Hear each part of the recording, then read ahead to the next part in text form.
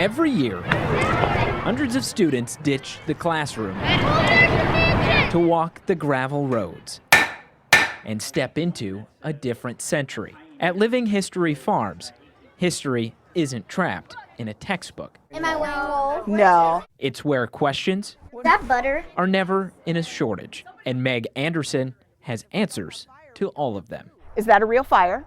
When we have a fire in the fireplace, and the next one is, do you live here? In her 1850 pioneer cabin, The answer to is As no, I do not, I just work here. she helps students discover that life on the Iowa frontier wasn't as different as they might think. I have the kids look around and I say, do you have something in the house that you have in your house? And sometimes the kids are right on it. It's like chairs, beds, pans, things like that. And sometimes they're like, this doesn't look anything like my house. It's a journey for Meg that began when she was a kid visiting a museum much like this one. My parents actually took me on a trip, and we went to a museum a lot like Living History Farms.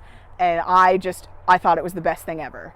And then many years later, I was an intern here. And a passion that's continued to grow, just like the chickens raised out back. I feel it's important because it does give you a window through the past. Meg is helping to create that same spark for the next generation. Kids learning that history isn't something you only read, it's something you can see. Like, you can read it in a book and you can look at a picture, but it's not the same thing as seeing it in front of your eyes, or being able to touch it, or being able to smell it. And the story she tells is of Iowa itself. This is going to be mostly for the adults. The kids you're going to send upstairs to sleep. Just 4 years after the territory became a state, settlers poured west looking for opportunity. Because Iowa becomes a state in December of 1846. And so as people come to Iowa, they're coming to Iowa to own farmland, because in 1850, they're selling acres of land for $1.25. For many, home looked like this: a straw mattress, a single room. You're going to cook over the hearth. Meg has almost all of the answers, except for the question she often gets about her coworker. Are you two married? We are, but not to each other. The marriage never would have worked. They're about 50 years apart. The red one over there, her name is Red. Not in age, in history.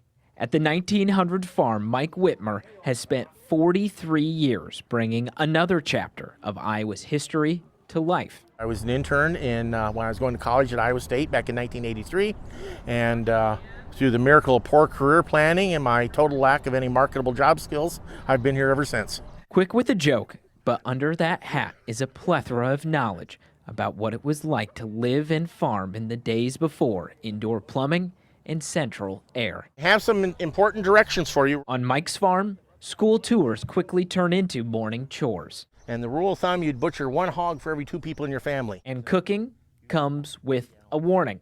Now this stove gets hot all over, so I want everybody to stay away from it. After 4 decades, Mike knows most students won't remember every fact. That's not really the point. With school kids, I know the retention is pretty tiny with the amount of information we give them, but it's more the feelings that they remember. What matters is sparking a curiosity to learn more. Provocation to provoke you to go ahead and do your own research. Places like Living History Farms remind us that the nation's story isn't only in famous names and historic moments. It's found in cabins, 1850, you'd have farm animals. farmhouses, And this is the main heat source for the house. and the everyday people who built communities from the prairie up. I think we need to know where we've been so we know where we're going. And as long as Iowans keep showing up with questions, folks like Meg and Mike will be here with an answer. It's always the age-old thing, is you learn from history. You don't hide from it. And so I feel like we do a good job of giving people an example of life.